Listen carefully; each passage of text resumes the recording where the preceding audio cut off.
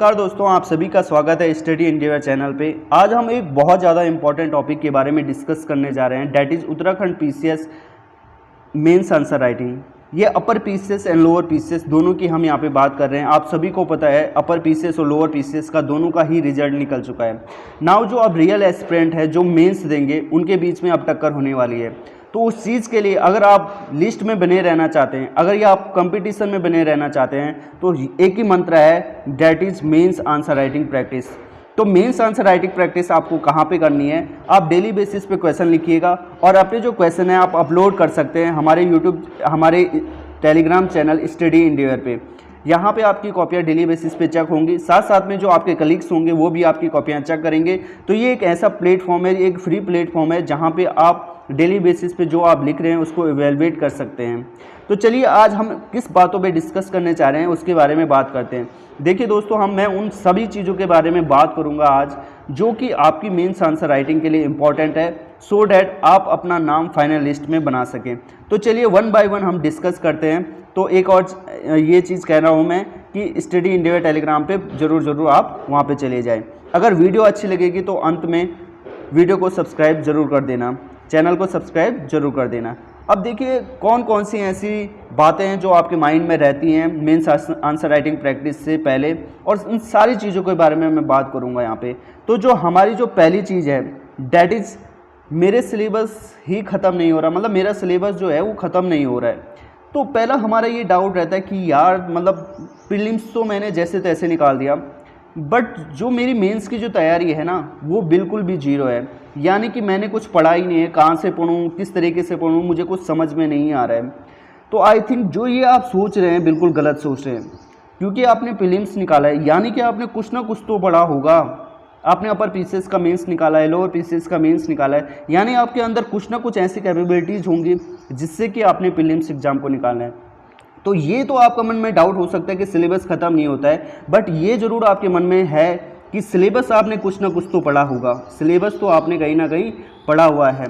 तो देखिए जब मेंस आंसर राइटिंग प्रैक्टिस की बात आती है तो वहाँ पे सिलेबस कितना आप कवर कर रहे हैं या कितना नहीं कवर कर रहे हैं उससे कोई फ़र्क नहीं पड़ता है। पहला चीज़ ये तो है, कितना आपने सिलेबस कवर कर दिया है, कितना आप पढ़ेंगे, कितना ज़्यादा आप पढ़ सकते हैं, इससे कोई फ़र्क नहीं पड़ता है। फ़र्क पड़ता है तो सिर्फ आपकी आंसर राइटिंग पे, आपकी आंसर राइटिंग से फ़र्क पड़ता है, क्योंकि अल्टीमेटली वहाँ पे जो आपकी कॉपी चेक होनी है ना वो आपकी आंसर राइटिंग के बेसिस पे होनी है। आप कितना अच्छे से प्रेजेंट कर सकते हैं चीज़ों को, आप कितने अच्छे से लिख सकते हैं चीज़ों को, आप एग्जामिनर को कैसे मजबूर करेंगे कि वो आपको नंबर दें, इस चीज़ पे डिपेंड करता है, ना कि आपने सिलेबस ख़त्म किया है या नहीं किया है। आपको क्या करना है, जो भी सिलेबस दिया हुआ है, चाहे आप लोअर पीसीएस की तैयारी कर रहे हो चाहे अपर पीसीएस की, उस सिलेबस की जो कॉपी है वो अपने पास रखनी है। उसमें जो जो टॉपिक है उन टॉपिक से, हर एक टॉपिक से आपको क्या करना है, 10-10, 12-12 पॉइंट बनाने हैं जो आप अपनी मेंस आंसर राइटिंग में लिख सकते हैं। इससे क्या हो जाएगा कि जो आपका जो सिलेबस है वो जल्दी भी ख़त्म हो जाएगा और आपकी जो आंसर राइटिंग प्रैक्टिस वो भी मजबूत हो जाएगी, और साथ साथ में आप सिर्फ वही पॉइंट लिखोगे जो आपको आंसर राइटिंग में लिखना है। ठीक है, तो जो आप सिलेबस है जो आप पढ़ रहे हैं उसको बहुत ज़्यादा लिमिटेड बना लीजिए। This is very important.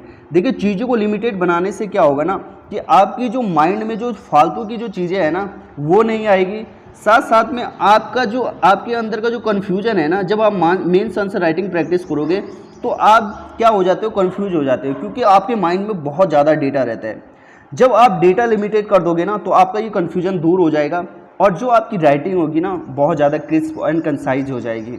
तो इस चीज़ को आपको बहुत ज़्यादा इंपॉर्टेंट मतलब ध्यान रखना है इस चीज़ को आपको। तो पहली चीज़ तो ये है। आई होप ये वाला जो डाउट है ना मैं क्लियर कर चुका हूँ। नाउ दूसरा डाउट कि सर अब क्या है ना कि मतलब मन तो करता है मेरा मेंस आंसर राइटिंग करने की, बट क्या होता है एक दिन लिखता हूँ, 2 दिन लिखता हूँ, फिर उसके बाद जो कंटिन्यूटी है ना वो सर टूट जाती है। तो हाउ टू मेंटेन कंटिन्यूटी? दोस्तों बस एक ही चीज़ कहूँगा मैं यहाँ पे आपको कि अगर आपको ना मेंस में अपना फाइनल जो लिस्ट होगी उसमें अगर आपका नाम बनाना है ना तो सर कंटिन्यूटी तो आपको बनानी पड़ेगी, वरना फिर आप ऑफिसर बनने के लायक नहीं हैं या आप उस पद पे जाने के लायक नहीं हैं। जो इंसान ज़िंदगी में कंटिन्यूटी नहीं बना सकता है उसको ऑफिसर बन के क्या करना है? वो ऑफिसर क्यों बनेगा, या उसे आयोग क्यों ऑफिसर बनाएगा जिसका कोई काम धाम है ही नहीं, वो कभी कुछ करता है कभी कुछ करता है ना। तो पहले तो ये है कि अगर आप कंटिन्यूटी नहीं बना पा रहे हैं तो आप ऑफिसर बनने के लायक नहीं। ये कड़वा सच है बट सच है ये। इस चीज़ को बहुत ज़्यादा इम्पोर्टेंट है कि अगर आप कंटिन्यूटी नहीं बना पा रहे हैं तो आपके अंदर कमी है और आप ऑफिसर बनने के लायक नहीं हैं। आप अपने आप को रेस से हटा दीजिए, दूसरे पेपर की तैयारी कीजिए। You have to make continuity on the regular basis, ये इम्पॉर्टेंट है दोस्तों। अब कंटिन्यूटी आपको बनानी है और कंटिन्यूटी बनाने के लिए आपको अपने आप को कन्फाइन करना पड़ेगा। यानी कि आपको जो आप दोस्ती करते हैं या इधर उधर गपशप लड़ाते हैं या अपना जो टाइम है वो दूसरों में इन्वेस्ट करते हैं, ये सारी की सारी जो ये गलत चीज़ें हैं ना आपको हटानी पड़ेगी। साहब अपना जो टाइम है ना अपने आप पे इन्वेस्ट कीजिए आप। बहुत इंपॉर्टेंट चीज़ बता रहा हूँ मैं, जब आप अपने पे इन्वेस्टमेंट करेंगे ना तब जाके आपको रिटर्न मिलेगा सर, तब जाके आपको रिटर्न मिलेगा। खुद पे इन्वेस्टमेंट करोगे तो खुद पे रिटर्न मिलेगा आपको। दूसरों पे इन्वेस्टमेंट करोगे ना तो जो रिटर्न की जो गुंजाइश है वो बिल्कुल ना के बराबर है। कोई आपको रिटर्न देगा नहीं देगा उसकी गारंटी नहीं है, बट खुद पे इन्वेस्टमेंट करोगे ना तो चीज़ें रिटर्न देंगी आपको। यानी कि आपका जो नाम है ना वो फाइनल लिस्ट में आएगा सर, ठीक है। तो खुद पे इन्वेस्टमेंट कीजिए, खुद को कन्फाइन कीजिए, खुद के अंदर जो फोकस है, एनर्जी है, जो आपका जो पैसन है उसको निकालिए अंदर से। खुद के अंदर आग होनी चाहिए तब जाके कंटिन्यूटी बनती है, वरना एक विज़न होना चाहिए। आपका एक विज़न होना चाहिए कि क्यों आप ऑफिसर बनने हैं। एक विज़न रखिए, जहाँ पे आप पढ़ते हैं सामने एक विज़न लगाइए कि सर आप क्यों ऑफिसर बनना चाहते हो, क्यों लोअर पीसीएस में जाना चाहते हो, क्यों अपर पीसीएस में जाना चाहते हो, क्या सपना है आपका। अगर ये चीज़ आपके अंदर है ना तो कंटिन्यूटी बनाना कोई बड़ी बात नहीं है, ठीक है। तो आई होप ये चीज़ भी मैं आप क्लियर कर चुका हूँ ना। बहुत ज़्यादा इम्पोर्टेंट टॉपिक, और आई थिंक आप लोगों के मन में यही जो सोच थी वो आ रही होगी कि सर कब इस चीज़ को डिस्कशन करेंगे। अब यहाँ पे जो हमारी बात है कि कोचिंग की टेस्ट सीरीज ज्वाइन करें कि नहीं करें। देखिए जो मेरा पर्सनल एक्सपीरियंस है जो यूपीएससी मेंस देने का, या मैं जो अभी भी ये एक्सपीरियंस गैदर करा है मैंने, उस चीज़ को मैं आपके सामने बताता हूँ और फिर आप सोचना कि आप उस चीज़ से रिलेट कर पा रहे हैं कि नहीं कर पा रहे हैं, ठीक है। तो देखिए कोचिंग की टेस्ट सीरीज़ है ना उससे आपको फ़ायदा मिलेगा कि नहीं मिलेगा, मैं एक चीज़ बता देता हूँ। देखिए जो कोचिंग वाले हैं वो 6000 में आपको कितनी टेस्ट सीरीज़ दे रहे हैं, 12 टेस्ट सीरीज दे रहे हैं। कोई जो कोचिंग सेंटर है वो लगभग 2500 के आसपास आपको टेस्ट सीरीज़ दे रहे हैं, है ना। और वो उसमें लगभग कोई टेस्ट सीरीज़ 20 तक की टेस्ट सीरीज़ है ना। यानी कि आपको 20 दिन क्या करनी है, मेंस आंसर राइटिंग करनी है। यहाँ पे आपको 12 दिन ही टेस्ट मेंस आंसर राइटिंग करनी है। अच्छा अब देखिए इसके बाद देखिए आपके पास कितना टाइम बचा हुआ है, लगभग 2-2.5 महीना। यानी कि मैं मान लूँ आपके पास 70 डेज बचे हैं, ठीक है, आपके पास 70 डेज बचे हैं। तो क्या लगता है आपको कि 20 दिन की आंसर राइटिंग से, वो भी रेगुलर बेसिस पे नहीं, वो एक हफ्ते बाद ये 12 टेस्ट करवाएंगे, या जो ये भी होगा वो एक हफ्ते में होगा। तो मेरे को एक चीज़ बताइए आपको कि एक तो करनी है आपको रेगुलर टेस्ट सीरीज़ और एक करनी है आपको कोचिंग सेंटर की टेस्ट सीरीज़। तो क्या आप सिर्फ इन 12 टेस्ट सीरीज़ पे डिपेंड रह सकते हो, या क्या आप सिर्फ इस 20 टेस्ट सीरीज़ पे डिपेंड रह सकते हो, या आपको करनी है रेगुलर टेस्ट सीरीज़। आप खुद सोचिए। सपोज आपका सिलेबस ख़त्म नहीं हुआ, आपको कोई एक्सपीरियंस नहीं है और मुंह उठा के आप किसी की भी टेस्ट सीरीज़ करने लग गए, तो क्या आप अपने आप में कॉन्फिडेंस ले आ पाएंगे? बिल्कुल भी नहीं ले आ पाएंगे। तो मेरे हिसाब से जो आप ये टेस्ट सीरीज़ ज्वाइन करने की सोच रहे हैं ना, ये तो बिल्कुल फ्रूटफुल नहीं है। अभी के लिए कह रहा हूँ मैं, इसके पीछे एक और चीज़ बताऊँगा मैं, अभी के लिए फ्रूटफुल नहीं है जब तक आपने खुद से मेंस आंसर राइटिंग नहीं करी। तो अब आपको करना क्या है वो चीज़ बता देता हूँ मैं। अब आपको करना क्या है वो चीज़ मैं आपको बता देता हूँ, ठीक है। अब कितना दम है खुद से डेली आंसर राइटिंग करने में? भाई आप खुद से डेली आंसर राइटिंग करते हैं ना तो उसमें सबसे ज़्यादा दम है किसी भी कोचिंग सेंटर की टेस्ट सीरीज़ से। अरे भाई हम आपको अपने टेलीग्राम पे फ्री प्लेटफॉर्म दे रहे हैं, वहाँ पे आप डेली बेसिस पे आंसर राइटिंग क्यों नहीं करते हैं? आप क्यों 6000 में सिर्फ 12 टेस्ट सीरीज़ ज्वाइन करना चाहते हैं, जिससे ये भी पता नहीं चलेगा कि आप सही लिख रहे हैं कि नहीं लिख पा रहे हैं, है ना। तो आज की डेट में आपके पास इतने ज़्यादा सोर्सेस हैं, वहाँ से आप मेंस आंसर राइटिंग प्रैक्टिस कर सकते हैं। एक साइट बताता हूँ आपको भी पता होगा, ये insight on IAS, daily basis पे वहाँ पे 5 से 6 क्वेश्चन आते हैं, वहाँ पे आप आंसर राइटिंग कर सकते हैं। फिर जो भी आप आंसर कर रहे हैं उसे हमारी टेलीग्राम पे अपलोड कर सकते हैं, फिर वहाँ पे आपकी कॉपियाँ चेक हो सकते हैं। जब आपको सारी चीज़ें फ्री में बन ली है तो फिर क्यों आप उस चीज़ को नहीं ले रहे हैं। जो डेली बेसिस में आंसर राइटिंग करने में जो दम है ना, वो किसी और चीज़ में नहीं है। वहाँ से आपकी जो डेवलपमेंट होगी ना आंसर राइटिंग की, वो रियल डेवलपमेंट होगी। वो जो इनोवेशन लेके आओगे ना आप अपनी आंसर राइटिंग में, वो डेली आंसर राइटिंग से होगी सर। ऐसा नहीं होगी कि 12 टेस्ट ज्वाइन कर लिए किसी के और सोच लिया बस इससे ही होना है जो होना है। देखिए कोचिंग एक फैक्टर रखती है, वहाँ से आपको गाइडेंस मिलता है, बट जब तक आप खुद से नहीं करेंगे ना कुछ भी नहीं होने वाला, चाहे कुछ भी कर लीजिए आप। अब बात करते हैं यहाँ पे कोचिंग टेस्ट सीरीज़ ज्वाइन करने में, तो मैं यहाँ पे आपको बताता हूँ कि आपको क्या करना है। देखिए आपके पास मैंने कहा 70 दिन है ना, 70 दिन है। तो जैसे कि ये जो मंथ है ये जून का आने वाला है, फिर उसके बाद आएगा आपका जून जुलाई और अगस्त में आपका पेपर है ना, अगस्त में पेपर है आपका। तो मैं 2 महीने प्लस 10 दिन और जोड़ना यानी कि 70 दिन हो गए। तो मेरे हिसाब से आप क्या करिए, जून का 30 दिन हो गए और जुलाई के 15 दिन ले लीजिए आप, जुलाई के 15 दिन, तो ये टोटल हो जाते हैं आपके 45 दिन या आप 45 से 50 दिन।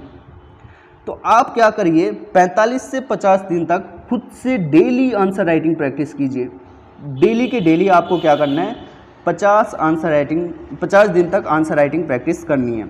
अब 50 दिन तक आंसर राइटिंग प्रैक्टिस आपको कैसे करनी है वो बता देता हूँ मैं। 50 दिन तक मतलब आपको हर दिन मतलब डेली आपको कितनी आंसर राइटिंग करनी है, डेली मिनिमम कह रहा हूँ मैं, मिनिमम 3 तो आपको करनी है, जिसमें से एक आप करंट अफेयर कर सकते हैं, करंट अफेयर से रिलेटेड क्वेश्चन कर सकते हैं, और दूसरा जो आप स्टैटिक पोर्शन से कर सकते हैं, स्टैटिक पोर्शन से रिलेटेड आप कर सकते हैं। ठीक है, स्टैटिक पोर्शन से रिलेटेड कर, जब ये 3 से लेकर 5 क्वेश्चन के बीच में आप डेली बेसिस पे करिएगा। मिनिमम 3 है, मैक्सिमम मैं बताऊं तो 7 हो सकते हैं, 7 से ज़्यादा मत कीजिएगा, फिर आपको और चीज़ों का टाइम नहीं मिल पाएगा। 3 से 5 आइडियल रहेगा ये चीज़। और उसके बाद क्या है ना, उसके बाद जब आप 50 दिन या 45 दिन से 50 दिन के बीच में आंसर राइटिंग प्रैक्टिस करोगे, and when you will feel confident कि यार अब जो मेरी आंसर राइटिंग प्रैक्टिस है ना वो मैं कर पा रहा हूँ, जो क्वेश्चन मतलब मेरे को नहीं भी आता है ना, फिर भी I am able to produce it very good manner, तो फिर ये समझ लेना कि आपको कॉन्फिडेंस आ गया है।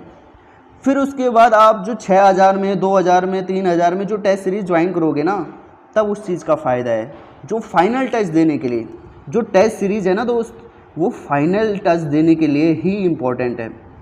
अब वो जो टेस्ट सीरीज़ थे, वो जो 12 टेस्ट सीरीज़ दे रहे थे ना आप, उसको आप फाइनल टेस्ट देने के लिए ले सकते हैं। 6000 की या जो भी आ रही होगी कोचिंग टेस्ट सीरीज़, या 2000, 5000 जितने की भी आ रही है, वो आप क्या कर सकते हो, फाइनल टेस्ट देने के लिए दे सकते हो वो टेस्ट।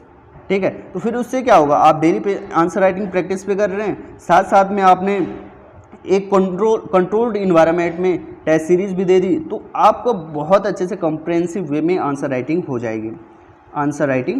हो जाएगी। आई थिंक ये चीज़ें ना बहुत सफिशिएंट है। तो सोर्सेस आज की डेट में क्या है सर, जो चीज़ नहीं आती आप इंटरनेट पे ढूंढिए, जो चीज़ देखिए आंसर राइटिंग प्रैक्टिस के लिए मैंने आपको बता ही दिया है, इनसाइट ऑन आईएएस। ठीक है, हम भी डेली बेसिस पे 1 क्वेश्चन 2 क्वेश्चन टेलीग्राम पे अपलोड करते रहते हैं, उससे रिलेटेड जो भी न्यूज़ में चल रहा है, या स्टैटिक पोर्शन से 1 से 2 क्वेश्चन मैं डेली बेसिस पे वहाँ पे अपलोड कर रहा हूँ। तो आपके पास रिसोर्सेज की कमी नहीं है, बस कमी अगर होगी तो वो आपके अंदर होगी, क्योंकि आज की डेट में आप ये नहीं बोल सकते कि सर मैं तो रिमोट एरिया से हूँ, मेरे को गाइडेंस नहीं मिल पा रहा है। There are lot of guidance in the market आज की डेट में, डिजिटल एज में। Now you have to do from your side कि आप कितना कर पाते हैं, है ना। तो सबसे ज़्यादा दम किसके अंदर है, सबसे ज़्यादा जो दम है वो डेली आंसर राइटिंग प्रैक्टिस में है। जितना आंसर राइटिंग प्रैक्टिस करोगे ना, आपका जो, मैं लिटरली बता रहा हूँ, आपकी जो ये उंगलियाँ हैं ना, जब तक आपकी उंगलियों में दर्द नहीं होगा ना, तब तक ये मत समझना कि आपकी आंसर राइटिंग सही हो गई है।